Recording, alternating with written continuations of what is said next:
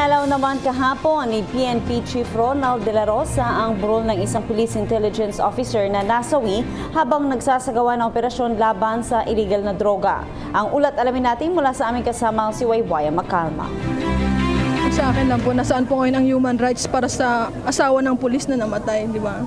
Kung yung mga pusher, drug addict, di ba? Human rights ang hinihingi nila.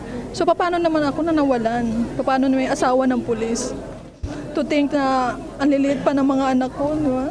Ganun na lang ba yun? Ganun lang ba kadali para tanggalan ng ama ang mga anak ko at tanggalan ako ng asawa? Ito ang sigaw ni Judith Garcia matapos masawi ang kanyang asawa nitong Biyernes sa Antipolo, Rizal.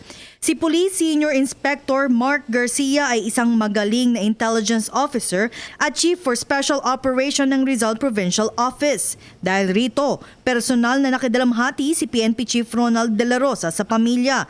Nagbigay pa siya ng tulong pinansyal na mula pa ito sa pondo ng kanyang opisina. Ito ay bukod pa sa ibang benepisyong ibibigay sa kanya ng gobyerno. Sayang siya na opisyal. Siya ay asset.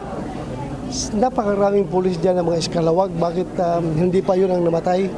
Di ba?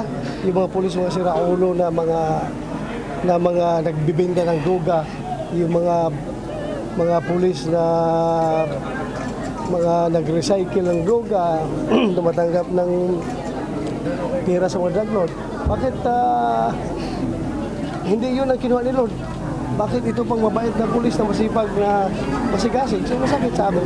Matapos nito ay hinarap na Antipolo Police kay PNP Chief De La Rosa ang dalawang pulis na nireklamo ng isang tumestigo sa Senado. Ito ay sina PO1 Reynald Rabe at PO2 Dennis Malabanan na ngayon ay sasailalim sa investigasyon. Para sa PTV News, ako si Waywaya Macalma. Ako po si Cathy San Gabriel. Subscribe na sa PTV YouTube channel. I-click lang po ang subscribe button.